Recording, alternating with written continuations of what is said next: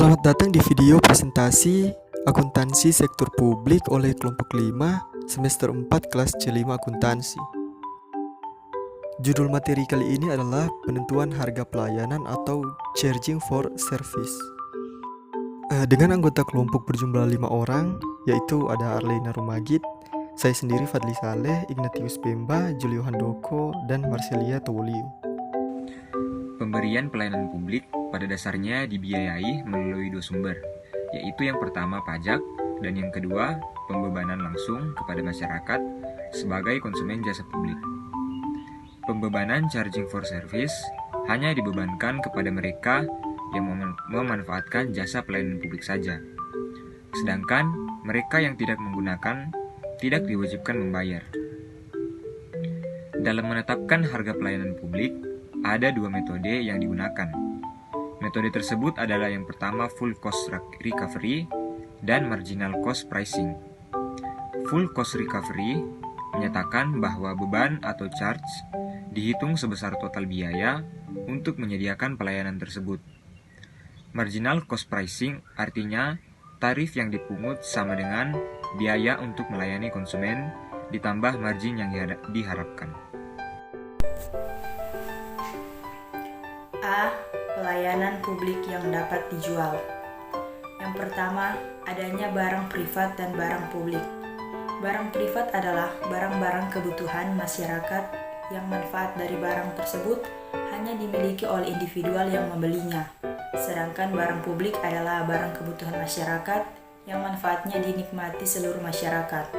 Beberapa barang jasa merupakan campuran antar publik dan privat. Berikut efisiensi ekonomi. Mekanisme harga memiliki peran penting dalam mengalokasikan sumber daya melalui yang pertama, pendistribusian, permintaan siapa yang mendapatkan manfaat paling banyak. Kedua, pemberian insentif untuk menghindari pemborosan. Ketiga, pemberian insentif pada supplier berkaitan dengan skala produksi. Keempat, penyediaan sumber daya. Berikut prinsip keuntungan.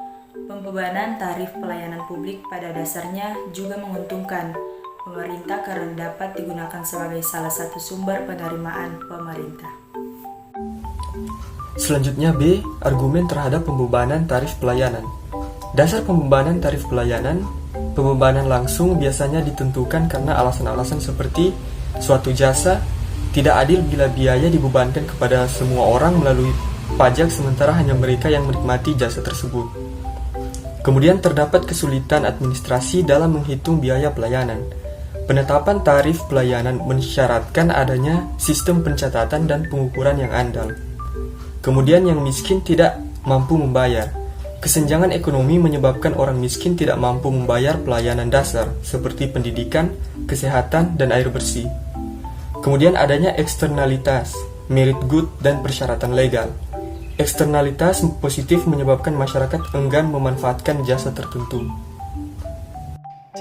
Prinsip dan praktik pembebanan. Kesalahan dalam menetapkan tarif pelayanan publik merupakan penyebab utama dari defisit anggaran.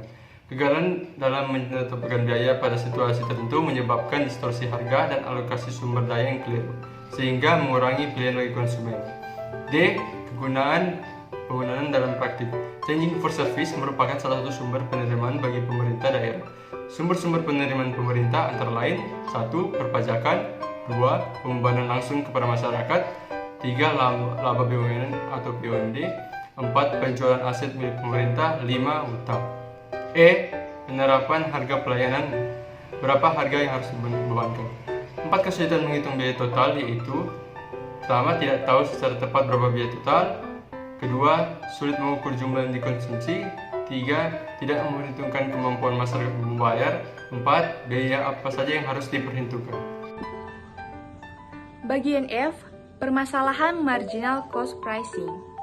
Masalah-masalah dalam penggunaan marginal cost pricing yaitu: yang pertama, sulit memperhitungkan secara tepat marginal cost untuk jasa tertentu.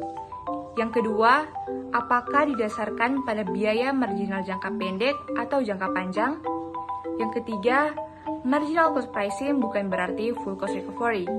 Dan yang terakhir yaitu kegunaan konsep wajar. Bagian G yaitu kompleksitas strategi harga. Kompleksitas strategi harga adalah sebagai berikut.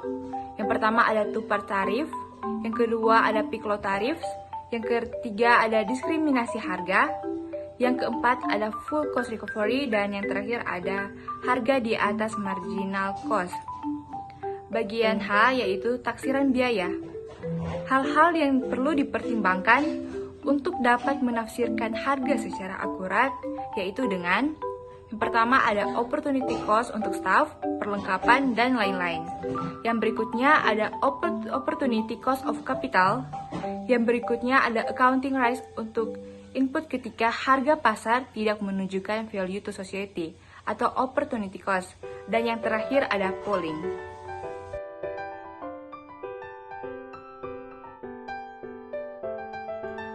Demikianlah presentasi dari kelompok kami. Atas perhatiannya, saya ucapkan terima kasih.